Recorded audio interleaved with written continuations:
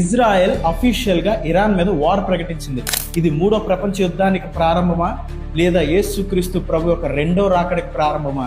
మీకు తెలుసా, ఈ రోజు జరుగుతున్న యుద్ధం, ఇజ్రాయెల్ కి ఇరాన్ మధ్య జరుగుతున్న యుద్ధం గురించి బైబుల్లో 2500 ఇయర్స్ బ్యాకే రాయబడింది. ఎజికేల్ చాప్టర్ 38:5-6 లో, ఎహెస్కేల్ గ్రంథము 38వ అధ్యాయం 5-6 వచనంలో ఈ విధంగా రాసింది: నీతో కూడిన పార్శిక దేశపు వారిని, కూషీయులను, పూతు వారందరినీ, డాలను, శిరస్త్రాణములను ధరించుకున్న వారందరినీ నేను బయలుదేర చేసేదను. Persia, Cush and Put will be there and all with shields and helmet. ఇక్కడ పర్షియా అనే వర్డ్ ఏదైతే ఉందో అది నేటి కాలం ఇరాన్ గురించి మాట్లాడుతుంది. నేడు ఇరానే ఆ రోజు రాయబడిన పర్షియా. బైబిల్ ఏం చెప్తుందంటే పర్షియా ఇంకా మిగతా దేశాలు కూడా కలిసి ఇజ్రాయెల్ మీదకి యుద్ధానికి వస్తాయంటే, ఎప్పుడు? ఈ లోకానికి అంతం వచ్చే దినాల్లో, అంత్య దినాల్లో దేవుడు ఈ భూమి మీదకి వచ్చే టైంలో అంట అన్ని దేశాలు ఇజ్రాయెల్ మీదకి యుద్ధాన్ని ప్రకటిస్తాయంట. అదే అక్కడ రాయబడి ఉంది. మనందరికీ సూచనలు కనబడుతున్నాయి. చూడండి, మేఘాలు వచ్చి ఉరుములు వస్తున్నాయి అంటే ఏమని అర్థం అవుతుంది? వర్షం పడబోతుందని.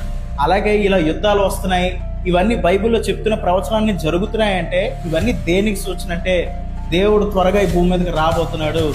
తీర్పు రాబోతుంది ప్రపంచం మీదకి. ఈ ప్రపంచం ఎప్పుడు చూడలేని టెరిబుల్ థింగ్స్ ఈ ప్రపంచం చూస్తుందంట. అయితే మనం ఏం చేయాలి? భయపడుతూ కూర్చోవాలా? భయంతో ఉండాలా? నువ్వు ఆల్రెడీ యేసుక్రీస్తునందు విశ్వాసం ఉంచిన వ్యక్తి అయితే, నువ్వు దేవుడు నమ్మే వ్యక్తి అయితే నువ్వు దేనికి భయపడాల్సిన అవసరం లేదు. దేవుడు నీకు ఏ కీడు తగలకుండా ఆయన క్షేమంగా తీసుకొస్తాడు. అయితే ఈ హెచ్చరికలు, సూచనలు ఎవరు భయపడాలంటే దేవుడు నమ్ముకునే వ్యక్తి కాదు, కానీ ఎవరైతే దేవుడినందు విశ్వాసం ఉంచలేదో వాళ్ళు మాత్రం జాగ్రత్త పడాల్సిన విషయం ఇది. ఎందుకంటే జరుగుతున్న సూచనలు అబద్ధం కాదు. మన కళ్ళారా ప్రతిరోజు న్యూస్ లో చూస్తున్నాం. ఇది హెచ్చరిక దేవుడు ఇస్తున్నాడు.